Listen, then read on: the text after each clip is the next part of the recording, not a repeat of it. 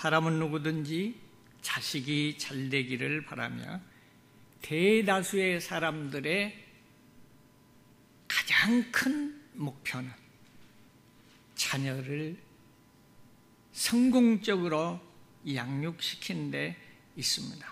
이 말에 아니라고 부정하는 사람은 아마 없을 것입니다. 그렇다면 과연 자녀를 어떻게 양육해야 성공한 자녀가 될 수 있겠습니까? 이에 대한 명확한 해답은 성경에서 찾아볼 수가 있습니다.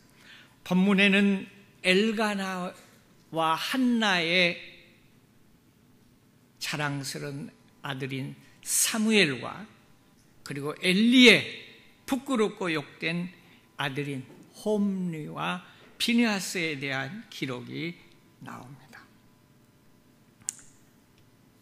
그렇다면 자랑스러운 자식과 부끄러운 자식이 되게 하는 근본적인 요인은 과연 무엇인가 하는 것이 오늘의 설교의 주요 관심사입니다. 왜냐하면 그 원인을 알아야 자식의 불행을 피하고 자랑스럽고 성공적인 자녀로 양육할 수 있기 때문입니다. 성경은 실패한 자녀와 성공한 자녀는 그 행실에서 구분된다고 본문에 기록하고 있습니다. 그렇습니다. 행실이 좋은 자, 칭찬받는 자는 성공할 수 있는 가능성이 있는 자녀입니다. 그러나 어렸을 적에부터서 행실이 포악하고 난폭하고 부정적인 자녀는 싹수가 없다고 할 수 있습니다. 오늘 본문 12절에 기록된 말씀은 엘리의 아들은 행실이 나빠라고 기록하고 있습니다. 그러나 반면에 26절에는 아이 사무엘이 점점 자라며 여호와와 사람들에게 은총을 더욱 받더라라고 기록하고 있습니다. 행실이 나쁘면 남에게 욕을 먹게 되고 소문도 나쁘게 납니다. 소문이 나쁘게 나면 그 사람의 앞길이 막힐 수밖에 없습니다.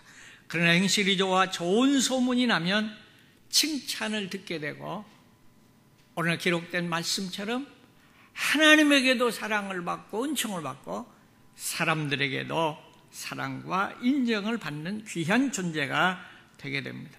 그러므로 부모된 자들은 자식의 공부보다 자식의 성공보다 먼저 신앙을 바로 갖는 데 관심을 가져야 될 줄로 믿습니다.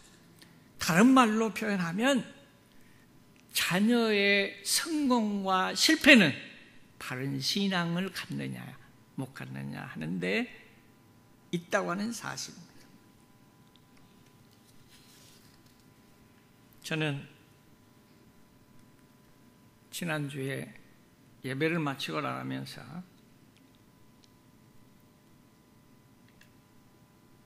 가슴이 울컥하는 감정을 느꼈습니다. 그리고 눈물이 쏟아졌습니다. 그것은 슬픔과 고통의 눈물이 아니라 기쁨과 감격의 충격이었습니다. 우리 젊은이들이 그 백혈병을 위해서 뭐라고 그러죠? 그 기증하는 거? 걸수 기증하는데 즐비하게 있는 걸 봤어요. 오늘 일부 예배 시에 우리 목사님이 말씀하시는 걸 들어보니까 한 30여 명이 했다고. 그럼 30명이 어디에서 나왔을까? 나이가 적은 사람도 안 되고 아까 45세? 41세 이상은 안 되고 그런데 어떻게 그렇게 많은 수들이요? 사랑하는 여러분, 하나님 앞에 설 때 남는 것은 얼마만큼 공부 많이 했냐, 얼마만큼 내가 출세했냐, 얼마만큼 성공했느냐, 그거는 하나님 앞에서는 무관합니다. 그러나 예수의 이름으로, 주의 이름으로 하나님을 사랑하는 연고 때문에 드려진 것은 하나님 앞에 다 남게 되는 줄로 믿습니다. 아마 이 30명이 너무 고귀한데 어떤 사람은 나도 좋은 일 해봐야 되겠다, 이렇게 순간적으로 한 사람도 들어있을 수 있습니다. 그러나 대부분의 사람들은 나의 희생을 통해서 한 생명이 살아난다면 하는 희생의 마음으로, 사랑의 마음으로 한 줄로 믿습니다. 희생으로, 사랑으로 하는 것을 하나님이 기뻐하시지만은 성경에 보면 선한 일은요, 특별히 하나님의 일을 억지로 하는 것도 하나님이 기억해 주셨다가 보장해 주시는 사실을 볼 수가 있습니다. 성경에 보면 예수님의 십자가를 구레네 시몬이 졌더라 그랬어요. 자기가 지원해서 가서 진 건 아니지만은, 그러나 성경을 그 뒤에 이렇게 보면 그에 대한 가족, 부인, 자녀들의 아름다운 기록이 성경에 기록이 되어 있습니다. 우리는 어떻게 신앙생활을 해야 바르게 신앙생활을 하는가? 대부분의 생각할 때 은혜를 받기를 원합니다. 충성하기를 원합니다. 봉사하기를 원합니다. 그러나 가장 귀한 신앙은 두 가지를 우리가 생각했습니다. 하나는 뭐냐? 나 중심이 아니라 다른 사람을 중심으로, 내 편익을 위해서가 아니라 하나님의 영광을 위해서 하는 것이 가장 귀한 일인 줄로 믿습니다. 자녀의 성공과 실패는 하나님을 믿고 경외하는 신앙심에서 좌우됩니다. 12절 기록에 보면 여호와를 알지 못하더라 했습니다. 분명히 엘리의 자녀들이기 때문에 엘리를 통해서 많은 성경을 공부했을 것입니다. 그리고 제사 드리는 것을 보았습니다. 그리고 제사장의 직무를 했습니다. 그리고 성전에 살았습니다. 그럼에도 불구하고 하나님을 바로 알지 못했습니다. 그렇기 때문에 바른 신앙을 가질 수 없습니다. 오늘날도 많은 사람들이 교회당 안에서 함께 예배를 드리고 있지만 하나님을 모르는 자들이 있을 수가 있다고 하는 사실입니다. 그러나 18절에 하면 사무엘은 어렸을 때 세마포 예봇을 입고 여호와 앞에서 섬겼더라라고 기록하고 있습니다. 하나님을 인식하지 못하고 살았던 엘리의 자식들은 첫째, 여호와의 제사, 즉 예배를 귀중하게 생각하지 않았다고 하는 사실입니다.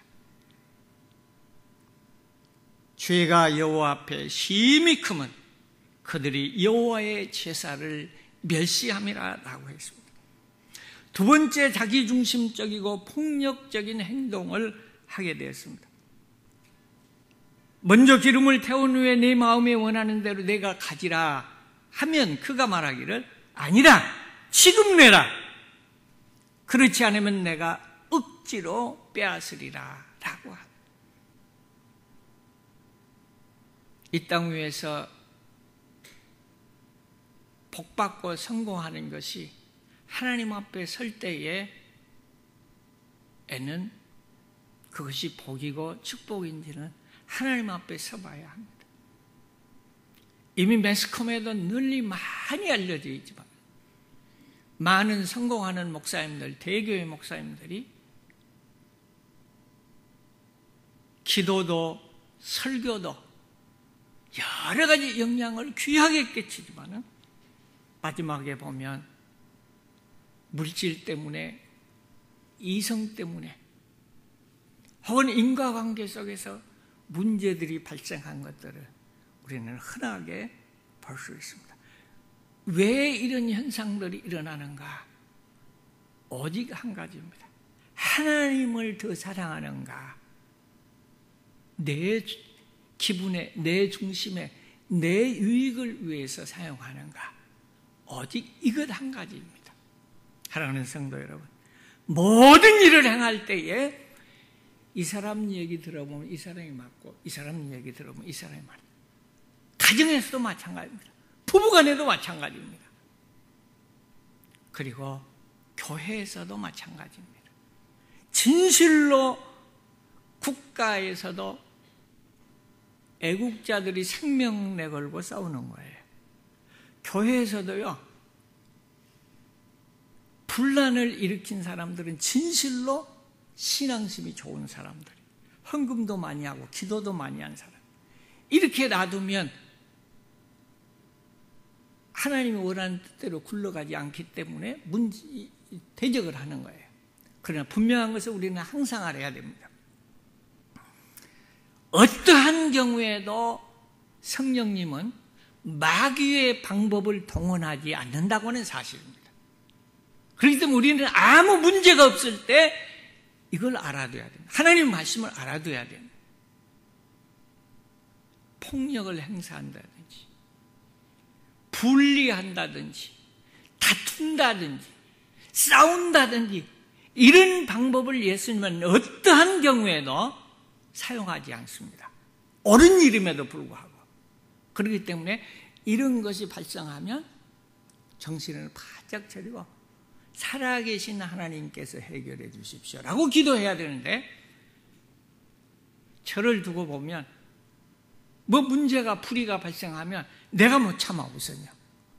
그리고 방법이 폭력적이고 그리고 혈기적으로 나타나게 되어 있다. 그러나 이것은 성령님의 방법이 아닌 줄로 믿습니다. 셋째, 부도덕하고 무질서한 행동을 감행하게 됩니다. 22절에 본 그의 아들들이 온 이스라엘에게 행한 모든 일과 해망문에서 수종드는 여인들과 동침을 하였다고 했습니다. 참으로 부끄러운 일입니다. 그러나 이런 죄악들은요, 순식간에 일어날 수도 있습니다. 그러면 우리는 깨어서 근신해야 됩니다. 대부분의 사람들은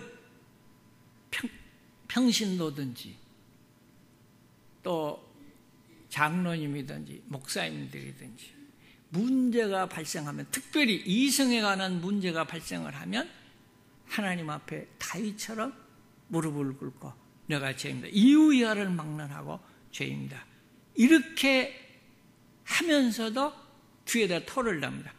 그러나 다윗도 하나님이 용서해 주셨다.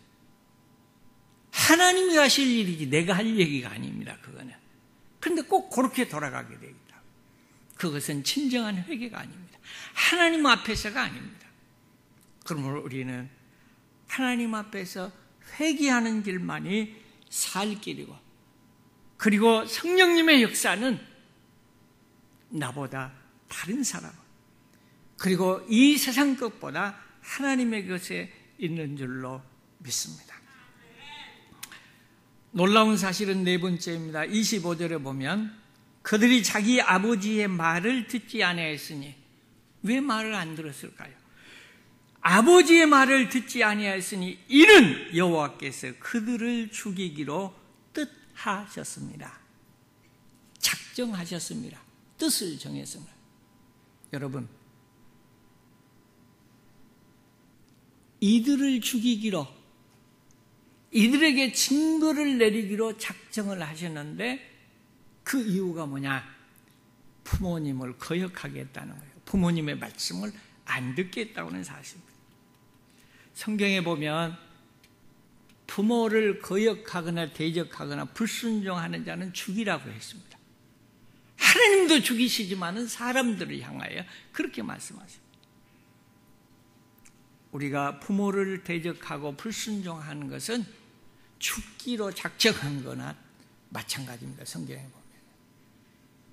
그러므로 자녀가 잘 되는 것을 원하거든 바른 신앙을 갖도록 그를 위해서 기도하고 사랑하고 신앙으로 양육하는 것이 첫째인 것을 믿으시기를 바랍니다.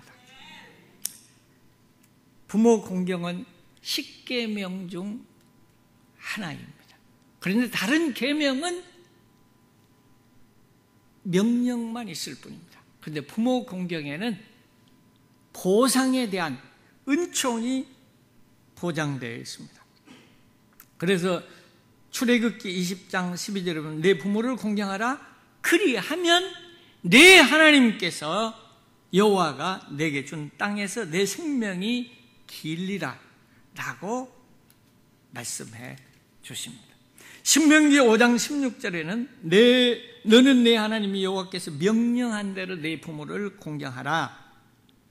그리하면 내 하나님 여호와가 내게 준 땅에서 내 생명이 길고 복을 누리라. 장수하면서 복을 누리게 될 것이라고 하는 사실입니다. 그러므로 부모 공경은 계명이고 부모 공경에는 은혜와 축복이 따르는 것입니다. 반대로 하나님이 죽이기로 작정하시면 망하게 만들기 위해서는 불순종하게 만든다고 하는 사실. 여러분들이 이 말씀이 하나님의 말씀이라고 믿으면 여러분들이 복받는 역사가 일어날 줄로 믿습니다. 저는 만나본 적은 없지만은 대단하다 하는 사람이 있습니다. 그리고 제 마음속에 존경하는 사람이 있습니다. 여러분들도 아마 많이 그 이름을 들었을 수 있습니다. 원종수 권사라고 하는 사람입니다. 지금은 목사님이 되신 것 같아요. 신학을 마쳤고. 근데 그분은요, 굉장히 어렵고 힘들 적에 6.25 이후에, 그래서 그분이 나이가 몇 살인가 하고 이렇게 여러 군데 인터넷을 뒤져서 찾아봤더니 51년생이더라고요. 그런데 너무너무 가난했는데 하루에 2번 식사를 하는데 풀죽을 먹고 사는 거예요. 야채죽을. 그러니 얼마나 힘들어요. 근데 대부분의 사람들이 그 시대 6.25 이후에 그렇게 했습니다. 어려웠습니다. 그런데 어머니가 이 자녀를 믿음으로 길렀습니다. 진짜 어려운 가운데서 그는 한 번은 그 어머니가 거지를 모시고 왔는데 눈이 안 보이는 거지를 모시고 왔어요. 그러면서 정수야, 이 할아버지 씻겨드리라. 그런데 물에다 넣어놓으니까 막 그 눈에 안 보이니까 뭐 그 때가 아니라 그냥 껍질이 막 벗어진 그런 정도라. 냄새는 오죽했겠습니까? 그런데 이걸 씻겨드리는 거예요. 벗겨놓고 보니까 입힐 옷이 없는 거야. 입힐 수가 없어. 그러니까 그 내이 삼촌이 준 거 그거 드려라. 그러면 자기는 벗어야 돼요. 그걸 드리는 거예요. 그러면서도 그가 할 수 있었던 것 같아요. 마지막 첫 월급 닿았을 때 어머니가 너무 그리워서 어머니에게 내려가는데 차에 앉아보니까 뒤에 거지가 앉아 있는 거예요. 자기도 모르면서 그걸 쳐다보면 왜 당신이 거기 앉아있냐고 질문을 했어. 불평을 하는 거야. 근데 그 철구 받은 것을 가지고 와서 어머니에게 돼지고기를 사가지고 삶아서 요리를 해드릴 것인가? 어?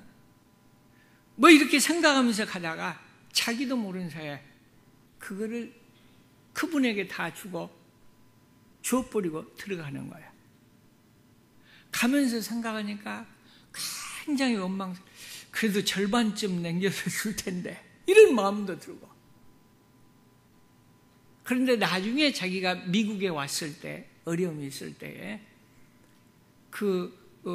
말씀을 증거하는데 영상처럼 나오는데 그 할아버지가 보이더라는, 그 거지가 보이더라는 거예요.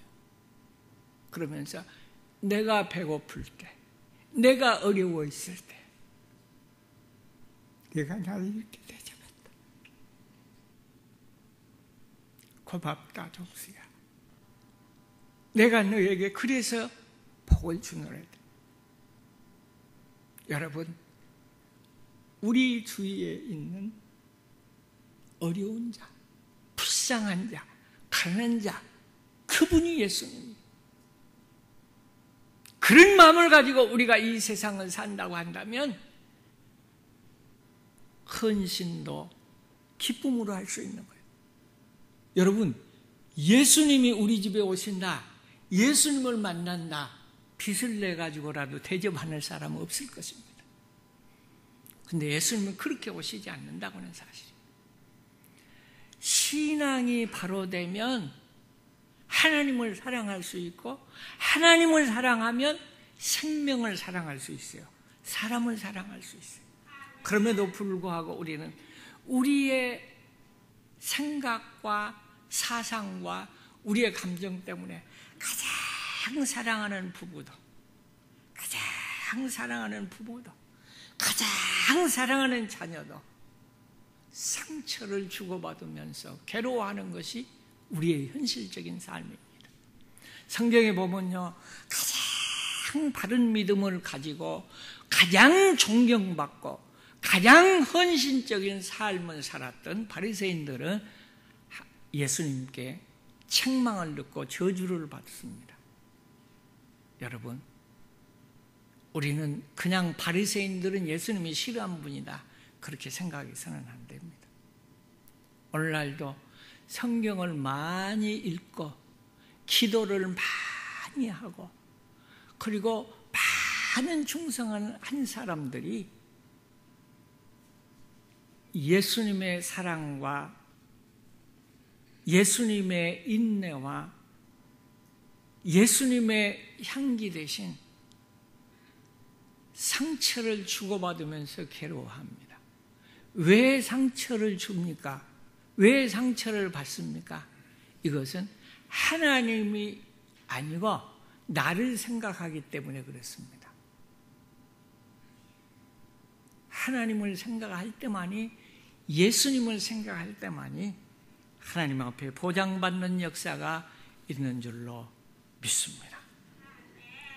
필리핀 선교하는 어른 선교사님, 이름은 제가 이렇습니다만 그 선교사님이 말씀을 들으니까 너무 귀하더라고. 여자분인데. 근데 자기가 목사가 되려고 생각을 하지 않았는데 자기가 목사가 됐다는 거예요. 누구 때문에? 남편 때문에 목사가 됐다는 거예요. 자기 의지로 된 게 아니라. 왜? 자기가 30대에 몸을 움직이지 못하는 그러한 병에 걸려서 3년 동안 꼼짝 못하고 대소변을 받아내면서 살았대요. 결핵성 척추암이 걸려가지고. 그런데 그 남편이 그렇게 잘 보좌를 해줬다. 근데 어느 날 하나님이 갑자기 믿음을 주셔서 털고 일어나는데, 제가 오늘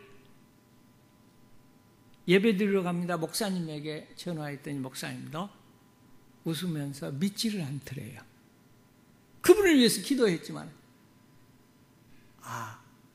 설마 그럴 수가 있는가. 그런데 하나님이 치료를 해주셔서 일어나서 그런 거예요. 그리고 결국은 남편이 신학을 해라 해서, 남편은 장로님인데 신학을 하고 목사가 됐는데 60세에 필리핀 선교를 갔는 거예요. 그래서 어려운 중에서 아주 힘들게 선교를 하고 있는데 하나님이 큰 은총을 베풀으셔서 많은 사람들에게 복음을 증거하고 구원에 이르게 하는 역사가 일어났습니다. 그런데 지금 놀라운 사실은요, 남편이 움직이지 못하는 그런 일을 하다가 그런 지경에 있습니다. 그런데 우리 같으면 하나님 나서줘야 되지 않겠습니까? 막 매달릴 텐데 그 일에 대해서는 기도는 하지만 염려가 없답니다. 하나님이 일하시기 위해서 치료해 주실 줄로 믿고, 만약에 그리 아니하신다고 할지라도 우리가 불편할 뿐이지 하나님 앞에 갈 소망을 갖기 때문에 너무 기쁩니다. 자꾸 고백하는 걸 봤어요. 그리고 그 얼굴이 그렇게 인자하고 기쁨이 충만할 수 없어. 여러분, 이 땅 위에서 성공이 아닌 줄로 믿습니다. 자식 농사 잘 지으려고 하면 그를 위해서 기도하고 사랑으로 양육하며 하나님을 의지해야 되는 줄로 믿습니다. 부모와 자식은요, 다르다는 사실을 우리가 알아야 됩니다. 그래서 부모와 자식은 사랑에도 근본적으로 차이가 있다, 온도의 차이가 있습니다. 자식은 부모를 위해서는, 부모와의 관계에서는 대부분이 이해득실을 계산하며 관계를 가집니다. 그러므로 자녀가 잘 대접한다, 그리고 부모를 모신다, 이렇게 되면 이면 속에 보면, 그 속에 보면 재산이 있거나 아니면 자기에게 그래도 도움을 줄 수 있는, 애들도 좀 봐주고 식사도 해주고, 이런 사람들이 대부분이에요. 이럴 때는. 그래서 자녀들은 부모를 계산적으로 관계할 수가 있습니다. 근데 부모는 자식에 대하여 그렇지 않습니다. 무조건적으로 사랑합니다. 그래서 이 사랑이 어떤 사랑이냐? 하나님의 사랑이에요. 저도요, 다른 사람들에게는 모르겠는데 특별히 손주들에게는요, 좋은 일이 있어도 생각나고 어려운 일이 있어도 생각나고 맛있는 것이 있어서 생각나고 그렇게 해요. 그러면서 때를 따라 생각해요. 야, 내가 우리 부모를 이렇게 생각해야 될 텐데, 그런 싶은 생각을 해보는 거예요. 성경에 보면 다윗은요, 자식을 위하여 살인하는 자식까지도 사랑을 했습니다. 근데 자식은요, 압살롬은 아버지의 그 왕위를 뺏으려고 대적을 했습니다. 또 백주에, 말하자면 새 어머니들이라고 하는 후궁들, 이런 사람들 백주에 범하는 아주 흉측한 일을 범합니다. 이렇게 할 수 있는 것이 누구냐? 자녀입니다. 그러므로 자녀를 믿지 마십시오. 누구를 믿어야 돼요? 하나님을 믿어야 돼요. 예수님을 믿어야 돼요. 대부분의 사람들은 그렇게 자녀 성공을 위하여 생명을 내겁니다. 그런데 결국은 나중에는 후회하고 한숨. 부모가 풍족하면 자녀는 풍족합니다. 유산이 물려요. 그러나요, 자녀가 성공해도 부모들은 어려운 자들이 너무너무 많습니다. 여호와 하나님만 의지할 수 있는 분입니다. 이렇게 반역자이지만은 이 다윗은 이 아들에 죽이지 말라 그랬습니다. 절대 죽이지 말아라. 그런데 죽었다는 소식을 들었어요. 사무엘하 18장 33절은 왕의 마음이 심히 아파 문 위층으로 올라가서 우니라. 그가 올라갈 때 말하기를, 내 아들 압살롬아, 내 아들 압살롬, 내 아들 압살롬아, 차라리 너를 대신하여 내가 죽었더라면, 압살롬아 내 아들아, 차라리 너를 대신해서 내가 죽었더라면. 이 아들이 어떤 아들입니까? 부여자 아닙니까? 욕된 아들 아닙니까? 자기를 죽이려고 한 자 아닙니까? 이것이 부모의 마음입니다. 이것이 하나님의 마음인 줄로 믿습니다. 자식을 교육하는 데 있어서 잠깐 생각해 보겠습니다. 잠언 13장 24절은 매를 아끼는 자는 그의 자식을 미워함이라. 그렇게 기록하고 있습니다. 자식을 사랑한 자는 근실히 경계하느니라. 그리고 23장 13절은 채찍으로 그를 때릴지라도 그가 죽지 아니하리라. 성경은 자식에게요, 채찍을 가하라고 말씀하십니다. 그럼 채찍이 얼마나 무섭게 가냐? 그러면 죽지 않을 만큼 가할 수 있다. 이렇게 별 무지막지하지요. 그런데 이것은 실제입니다. 우리 한국에도 매를 들었던 시대는 자녀들이 불효자가 없었어요. 그 사회에. 지금은요, 자녀들에게 매를 대지 않습니다. 매 대면요, 경찰서에 끌려갑니다. 미국도 그러고 한국도 그러고. 이렇게 기른 자식들은요, 부모를 귀중하게 여기지 않습니다. 특별히 매가 없는 중국. 중국은 하나밖에 안 나잖아요. 요즘 중국에서는요, 자식에게 뺨 맞고 발로 채인 건 보통이래요. 사회가 그렇게 흘러가는 거예요. 왜? 하나만 낳고 둘 낳으면 호적에도 못 올리니까 하나만 낳아서 거기에만 올인하는 거예요. 여러분, 자식들에게 크게 매달려서 하는 것 중요하지 않습니다. 물론 자녀를 사랑해야 됩니다. 그러나 하나님이 책임져 주셔야 됩니다. 그러나 이게 때리라고 그러니까 무력을 행사하라, 감정들 해라, 그런 얘기는 아니에요. 그 때와 기간이 있습니다. 그래서 장성할 때는 내보내야 돼요. 그래서 부모를 떠나 라고 기록해요. 그리고 남자가 결합하도록. 저는 더러 시간이 있으면 씨월드라는 것을 유튜브로, 방송은 제대로 직접 못 보니 유튜브를 보면요, 씨월드, 시집소리만 나도 경기가 나는데 에르르기가 반응이 나타나고 어렵다는 거예요. 그런데 시어머니가 누구냐? 장모가 돼. 근데 장모하고 시어머니하고는 전혀 다른 입장에서 표현을 하는 거예요, 사람들이요. 우리는 성장할 때는 내 맘대로 안 돼요. 자녀는 하나님이 주신 기업인데, 이 기업은요, 물질적인 기업도 있지만 생명의 기업이에요. 그러니까 우리에게 위탁해 준 겁니다. 그래서 우리 마음대로 되는 거 아니에요.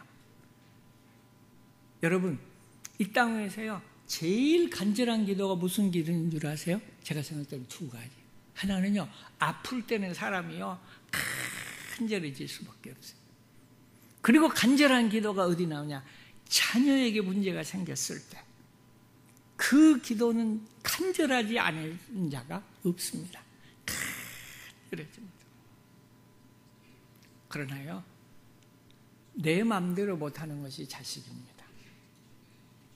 그리고 실망할 필요도 없습니다. 자랑할 필요도 없지만은 실망할 필요도 없습니다. 왜? 성경에 보면요, 사울 왕은 하나님이 버리시기로 작정하셨고 실제로 버렸어요. 그리고 좋은 모습 보이지 않았어요. 근데 사울의 아들 요나단은요, 하나님의 사랑받는 영적인 사람이요, 다윗하고 이렇게 친밀하고 사랑을 주고받고 도와주고 그런 정도가 아니라 성경에 보면요, 요나단은 하나님이 인정하고 사랑하는 축복된 사람이고 영적인 사람이라고 성경은 분명히 기록하고 있습니다. 사울같이 악한 사람에게도요, 하나님이 영적으로 좋은 자녀 주실 수 있어요. 근데 반대로 다윗은 하나님 앞에 사랑받는 사람 아닙니까? 인정받는 사람 아닙니까? 그런데 압살롬 같은 아들이 나왔다고요. 그 죽었어요, 그렇게. 우리가 자녀를 위하여 눈물로 기도하면 결코 하나님이 들어주십니다. 그럼에도 불구하고 그것은 우리의 소유물이 아닙니다.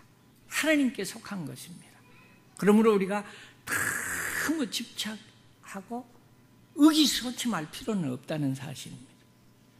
우리가 간절하게 기도하면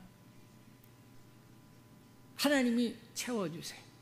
마지막으로, 저는 그분을 통해서 위로받고 전번에도 그 표현을 한 적이 있습니다. 여러분들이 기도한 건 하나님이 들어주신다. 저는요, 그 가수 중에 박진영이라고 하는 가수가 있어요. 유명한 가수고 돈도 많이 벌고 대단한 가수예요. 근데 그 사람만 보면 밥맛 떨어져. 되게 기분 나빠요. 짜증나요. 아니, 짜증이 아니라 그냥 우라통이 치밀러. 뭐라고 그러냐면 이런 표현을 한번 했어요. 나는 기독교인이다. 기독교 가정에서 출생. 그렇기 때문에 내가 기독교인이 된 것이지, 다른 종교에 대해서 전도하는 것은 바람직하지 않다. 나도 종교를 가지고 있지만 기독교이지만 불교는 불교인대로 신앙생활을 하면 되는 것이지, 우리 종교가 최고라고, 우리 종교에 와서 구원이 있다, 그것은 독선이고 잘못된 것이다, 이런 표현을 했어요. 근데 아버지가 장로요. 어머니는 기록은 안 돼 있어요. 권산지, 집산지, 그거는. 그래, 저런 자식을 둔 부모는 얼마나 마음이 고통스럽겠는가. 기도할 때 얼마나 하나님 앞에 안타깝겠는가. 이런 마음을 가졌어요. 그런데 작년에 놀라운 사실을 제가 발견했어요. 박진영, 간중 그런 그 내용이 유튜브에 탁 터요. 그래서 무슨 사건이라고 봤더니요, 일반 방송이 아니에요. 일반 방송에서 기독교 방송이 아니에요. 일반 방송에서 자기가 표현하는 거예요. 나는 20대에 2억을 버는 것이 목표였다. 왜? 2억을만 있으면 기본 생활을 은행에 넣어놓고 기본 생활을 할 수 있기 때문에 내가 2억을 버는 것이 목표였다. 2억을 벌었다는 거예요. 2억을 벌고 생각해 보니까 돈도 좀 더 벌어야 되고, 그 다음에 명예가 필요하다, 이런 싶은 생각이 있었다는 거예요. 그래서 열심히 일했더니 명예가 주어졌고 돈도 주어졌다. 그 유명한 가수거든요.